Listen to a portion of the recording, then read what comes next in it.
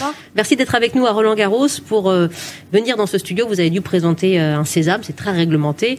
Vous attendez avec impatience, j'imagine, le pass sanitaire. Ce sera mercredi, ça va faciliter la vie de chacun en toute sécurité.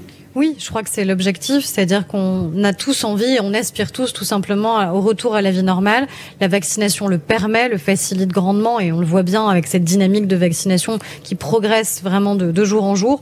Mais ce pass sanitaire, c'est aussi tout simplement la capacité que des lieux qui sont encore clos puissent tout simplement être rouverts avec aussi une sécurité sanitaire pour les Français et puis le pass sanitaire européen qui est aussi essentiel pour que tout simplement on puisse à la fois rouvrir nos frontières mais le faire là encore en toute sécurité à la fois pour les Français qui pourront aller à l'étranger mais aussi pour celles et ceux qu'on va pouvoir accueillir en France. Ça va faire forcément débat dans les familles, il y a toujours aujourd'hui un ou deux parents qui hésitent à se faire vacciner donc voilà, pour faire partie aussi de cette dynamique-là, il faudra qu'ils s'y résolvent. Oui, mais je crois surtout que les Français au tout début, on parlait beaucoup de ceux qui étaient réticents à la vaccination et aujourd'hui on parle surtout de l'impatience à pouvoir se faire vacciner et on a vu qu'on a progressivement en permanence élargie, mais on l'a fait aussi de manière très raisonnée, volontairement, les personnes qui étaient d'abord les plus vulnérables, donc les personnes aussi les plus âgées, et puis progressivement on a étendu jusqu'aux adolescents qui vont pouvoir bientôt bénéficier de la vaccination. Ça a permis aussi de ne pas complètement engorger nos centres de vaccination, de réguler les choses, et puis que ce soit beaucoup plus accepté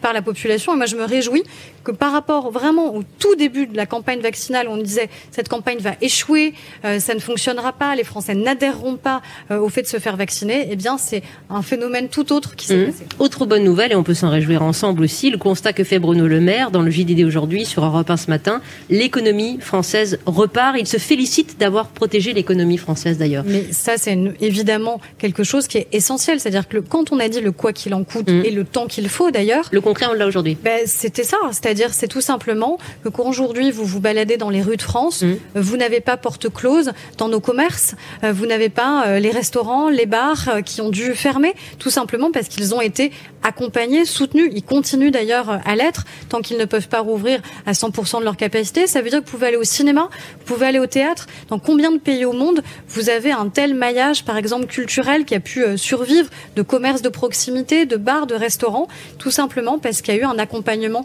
financier de l'État, non seulement pour nos entreprises, mais aussi pour protéger nos emplois.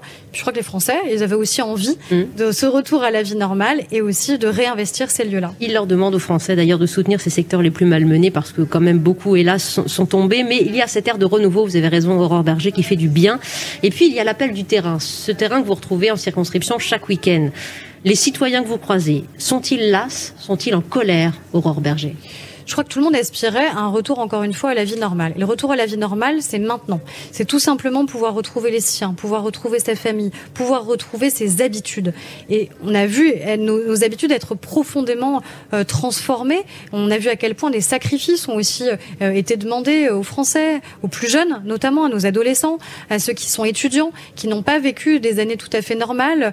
Passer son bac à l'ère du Covid, c'est pas quelque chose de si évident. Pareil, quand on fait ses études, quand on a sa première année à l'université, et je crois que c'est ça ce qui était vraiment attendu. Donc aujourd'hui, ce qu'on nous dit, c'est en fait on a réussi à tenir ensemble, et parce qu'on a réussi à tenir ensemble, en fait ça va mieux.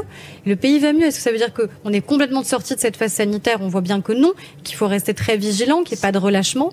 Mais oui, on a le droit aussi parfois de se dire que ça peut aller mieux. Oui, mais vous connaissez par cœur la politique. Aurore Berger, l'effet loupe sur le Rassemblement national, ce n'est qu'un effet loupe ou c'est une réalité que vous remontez aussi régulièrement comme parlementaire? Vous savez déjà, moi le Rassemblement national, je le vois jamais. Je le vois jamais sur le terrain. On est en pleine campagne régionale et départementale. Peut-être pas sur votre circonscription. Mais pas que sur la circonscription. Vous savez, le département des Yvelines, il est extrêmement contrasté. Il est aussi très urbain que très rural. On ne les voit jamais. Ce sont des gens qui ne sont pas des élus de terrain. Les conseillers régionaux du Rassemblement national, ils sont jamais sur le terrain. Et oui, je vous parle des électeurs qui seraient tentés par eux. Oui, mais les électeurs doivent aussi savoir, quand on prétend en permanence défendre les Français, il faut aussi être au bon moment pour les défendre. Il faut aussi être sur le terrain pour les défendre. Il ne faut pas uniquement être dans la petite phrase, il ne faut pas uniquement être dans la dénonciation. Et ce qui se passe en ce moment avec le Rassemblement national, il y a deux choses. Un, ils font pas campagne autrement qu'une campagne médiatique. Deux, quand on regarde précisément celles et ceux qui sont investis, eh ben on se rend compte que le le Rassemblement national, c'est la même chose que le Front national, c'est-à-dire une extrême droite, très claire. Il y a pas, enfin, regardez là tout ce qui est sorti sur leurs candidats au départemental ou au régional. Nous, en Ile-de-France, on a 5e de liste à Paris, 5e de liste à Paris. Quelqu'un qui, au lendemain des attentats ou qui, au lendemain, par exemple, de l'assassinat de Sarah Halimi, considérait, je cite, qu'il y avait des pleurnicheuses de la Shoah. Voilà quels sont les candidats du Rassemblement national. Ce sont des candidats d'extrême droite, donc c'est pas daté que de dire ça, c'est malheureusement aujourd'hui en 2021 ceux qu'ils continuent à présenter et à investir. Mais alors la stratégie est de la majorité. On envoie 15 ministres dans le Nord, on a les mêmes enjeux dans le Sud et on retire la liste de la majorité. Comment les électeurs peuvent se retrouver aussi dans ce jeu aujourd'hui qu'on a du mal à suivre? Non, mais ce qui est certain, c'est qu'on a besoin de clarté. Et ça, je crois que c'est ce que les Français attendent de nous. Manifestement, oui. Quelle est la politique que l'on mène au niveau national, au niveau régional, et quelle est la clarté que l'on doit aux électeurs. Sinon, c'est l'abstention, et vous le savez. Sinon, c'est le risque de l'abstention ou le risque du Rassemblement national. Ce qui s'est passé en région PACA, c'est un vrai choix de dire à partir du moment où le risque est trop important que le Rassemblement national puisse gagner, alors oui, on préfère immédiatement travailler ensemble plutôt que de prendre ce risque-là. Et je crois que ça, c'est de la clarté. D'ailleurs, on est les seuls à dire que dans la moindre région, s'il y a un risque que le Rassemblement national puisse l'emporter, on est prêt, nous, à se désister. C'est-à-dire sans aucun marchandage, en fait. Où il n'y a pas de marchandage électoral qui vaille quand il y a le Rassemblement national. Moi, j'attends de voir que cette même discipline puisse s'appliquer aux Républicains. Mais enfin, clairement, on voit bien que les digues sont en train de sauter partout avec les LR.